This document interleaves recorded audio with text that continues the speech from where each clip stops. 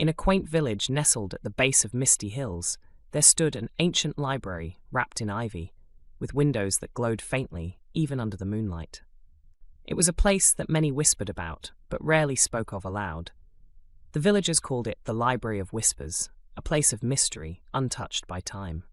For 12-year-old Mabel, the library had always been a source of fascination. She'd heard tales about it, how its books held secrets, how its shelves whispered when the wind rose, how the flickering lamplight within seemed to move like stars. But no one dared enter. Some said the librarians vanished decades ago, leaving behind a space frozen in an eerie quiet. Others believed the doors locked themselves, as if guarding whatever treasures lay inside. But one drizzly evening, when curiosity outweighed caution, Mabel found herself standing before its heavy wooden doors. It was as though something had beckoned her to come while the rest of the village slept. She reached out, her fingers brushing cold carved wood, and then an audible creak where silence should have prevailed. The doors opened, as if welcoming her. Inside, the air smelled of parchment and rain. Walls stretched higher than seemed possible, with shelves that curved inward toward a domed ceiling painted like the evening sky. A single lantern hung on a silver thread in the center, dimly illuminating countless rows of books. Everything was still.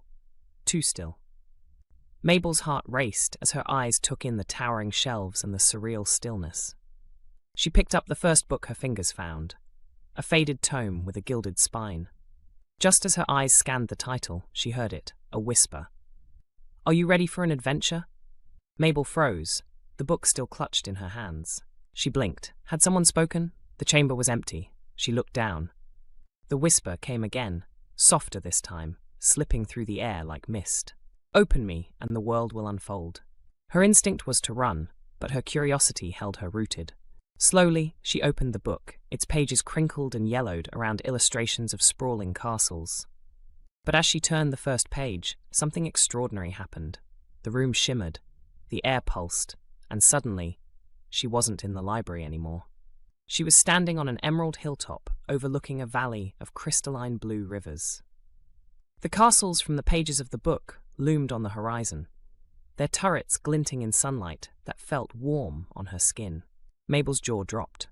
She could hear the murmur of flowing water, birds singing songs unfamiliar to her, and the distant hum of villagers going about their day. Everything was alive. Barely able to breathe, Mabel took one step forward, then another. The grass seemed to spring beneath her feet, soft yet sturdy. But there was something else, an unmistakable tug, a string of connection leading her back to where she'd come from. She looked down, and just like that, a powerful pull, a swirl of light, and she was back in the library, gasping. The whispering book lay silent now, but her heart was pounding. She eyed the rest of the shelves with wonder and a hint of fear. What was this place? Were all the books enchanted?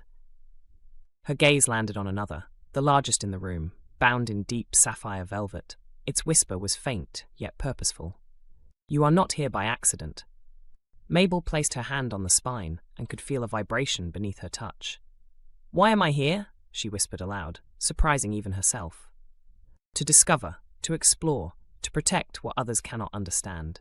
The words sent shivers down her spine, and before she knew it, the room changed once more. Only this time, instead of a hilltop, she stood in a jungle teeming with life.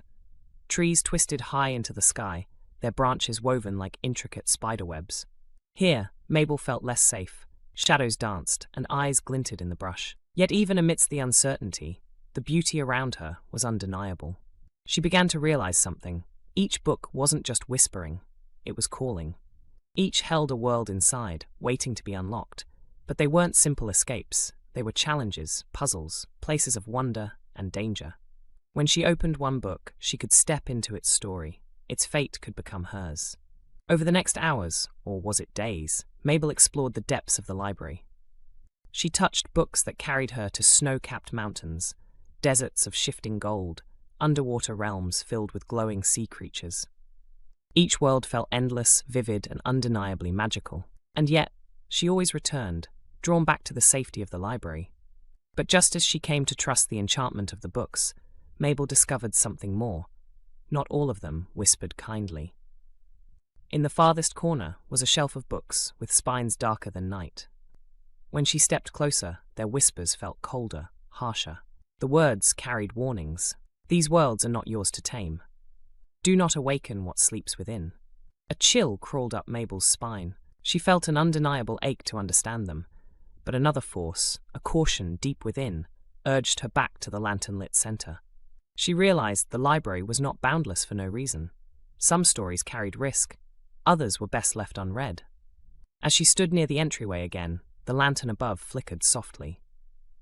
The books hummed, as if aware of her presence. They weren't ordinary books, they were alive, and they seemed to have chosen her. Mabel left the library that night, her mind spinning with questions. Why her? What were the darker books hiding? And what of the promise she heard? Was she meant to protect these magical worlds? One thing was certain, her first adventure uncovered answers. But her next journey would bring more questions. The Library of Whispers wasn't a place to fear. It was a door, and Mabel was ready to step through it once again.